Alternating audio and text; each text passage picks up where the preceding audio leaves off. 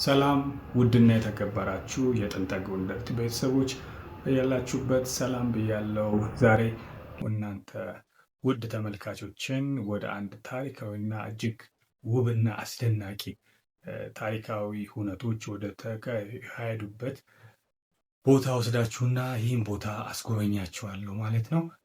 አብራችሁን ቆዩ። እንግዲህ ውድ ተመልካቾቼ ዛሬ የምወስዳችሁ በኢትዮጵያ ታሪክ ውስጥ ብዙ ታሪካዊ ሁነቶች ከተፈጸሙባቸው እጅግ ረዥም ታሪክ ካላቸው ታሪካዊ ቦታዎች ወደ አንዱ ወስዳችኋለሁ። እንግዲህ አለባበሴን አይታችሁ ወደ የትኛው የኢትዮጵያ ታሪካዊ ቦታ እንደምወስዳችሁ መገመት ይቻላል። አብረን የምንጓዘው ወደ ታሪካዊቷና ወደ ጥንታዊቷ ወደ ጎንደር ከተማ ይሆናል። አብረን እንጓዛለን። እንግዲህ ጎንደር ከተማ እጅግ ረዥም ታሪክ ካላቸው የኢትዮጵያ ታሪካዊ ቦታዎችና ከተሞች አንዷ ናት። ጎንደር ብዙ የታሪክ ጸሐፊያን ጽፈውላታል። በኢትዮጵያ ሙዚቃ ውስጥ ብዙ ዜማ ተንጎራጉሮላታል።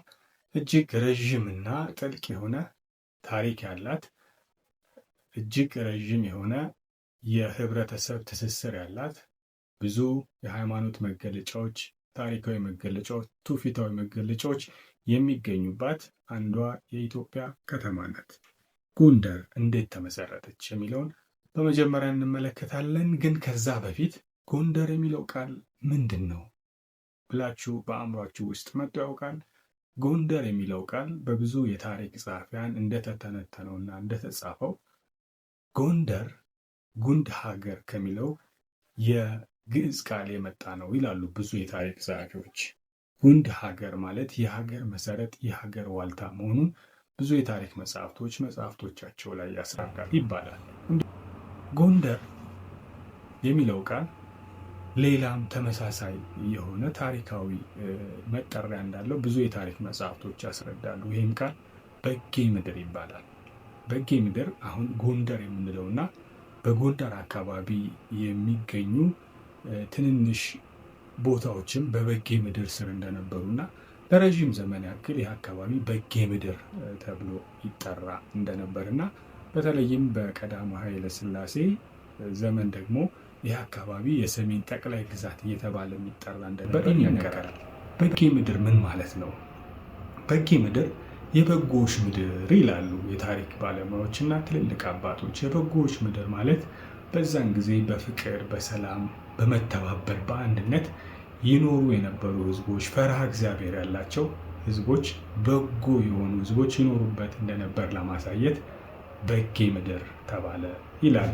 እንግዲህ ጎንደር እንደ ኢትዮጵያ ሶስተኛ ዋና ከተማ ወይም መናገሻ ከተማ የተመረጠችው በአፄ ፋሲለደስ ዘመነ መንግስት ነው። አፄ ፋሲለደስ ጎንደርን ለመምረጥ ወይም መናገሻ ከተማቸው ለማድረግ ምን አነሳሳቸው ብንል በተለይም ከአፄ ፋሲለደስ በፊት የነበሩ ነገስታቶች ወይንም ደግሞ ከዛጉዌ ስርወ መንግስት መውደቅ በኋላ ነገስታቶች መናገሻ ከተማ ወይም ቋሚ የሆነ ዋና ከተማ አልነበራቸውም። ያ ማለት ከቦታ ቦታ ተንቀሳቃሽ የሆኑ ዋና ከተማዎች ነው የነበሯቸው ማለት ነው።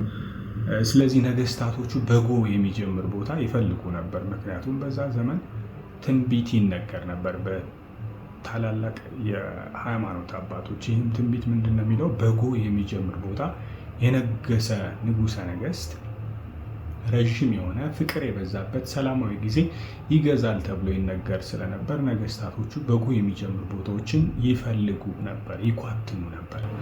ለዛም ማሳያ የሚሆኑት ጉዛራ፣ እንፍራንዝ አካባቢ የሚገኘው ጎመንጌ እንዲሁም ደግሞ ጎርጎራ ይገኙበታል።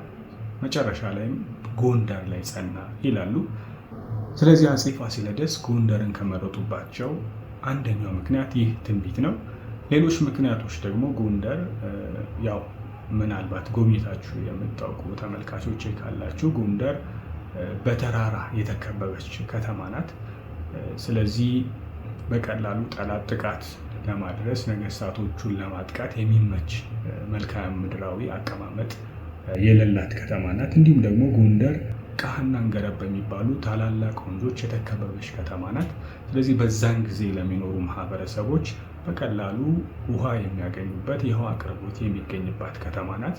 እንዲሁም ደግሞ ጎንደር ከፍተኛ የሆነ የንግድ እንቅስቃሴ ይደረግባት የነበር የንግድ ማዕከል የነበረች ከተማ ናት።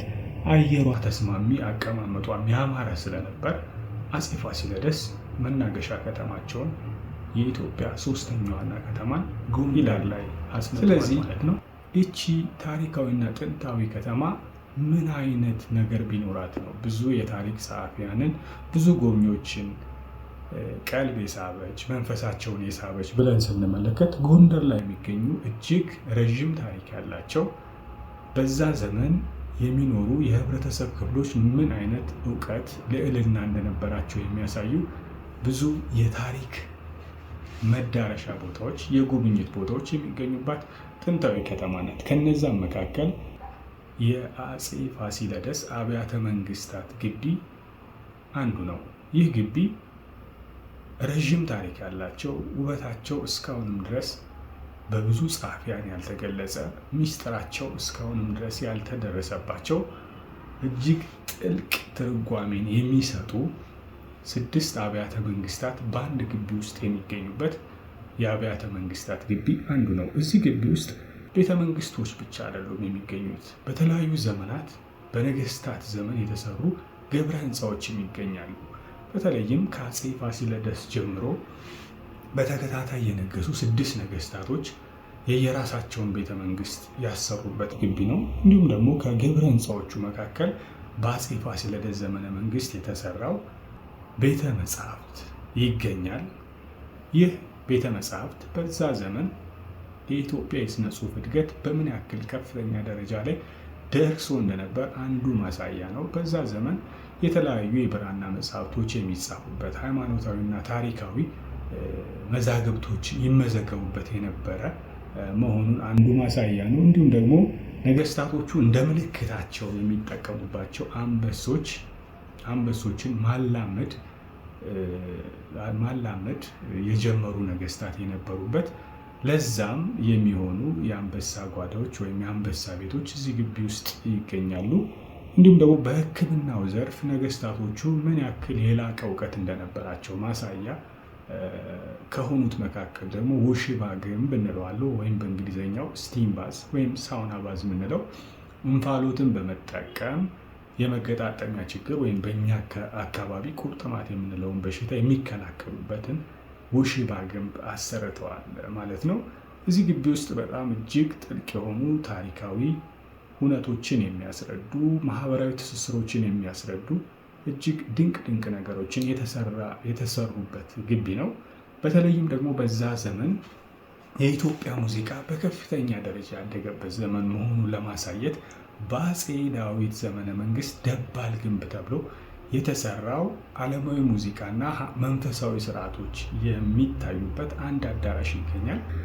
በተለይም በነገስታቱ ዘመን እጅግ ክብር ተሰጥቷቸው ከነገስታቱ ጋር አብረው ተጋብዘው መጥተው የነገስታቱን ቤተሰቦች፣ ሹማምንቶች፣ መሳፍንቶች እንዲሁም የተለያዩ እንግዶች ሲመጡ እነዚህን እንግዶች የሚያዝናኑ በድሮ ስማቸው ዓለም አጫዋች እንላቸዋለን ወይም በአሁኑ ስማቸው አዝማሪዎች እንላቸዋለን።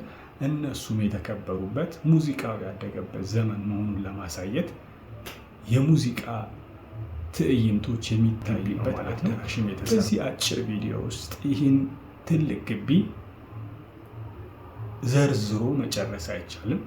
ነገር ግን እዚህ ግቢ ውስጥ የተሰሩ ሌሎች ታሪካዊ ትዕይንቶችንም አብረን የምናስመለክታችሁ ይሆናል ማለት ነው። ስለዚህ ሌሎች ታሪካዊ ቦታዎች እዚሁ ጎንደር ከተማ የሚገኙ ታሪካዊ ቦታዎችን ደግሞ በቀጣይ ቪዲዮ ይዤላችሁ የምመጣ ይሆናል። አብራችሁን ስለቆያችሁ እጅግ በጣም አመሰግናለሁ። መልካም ጊዜ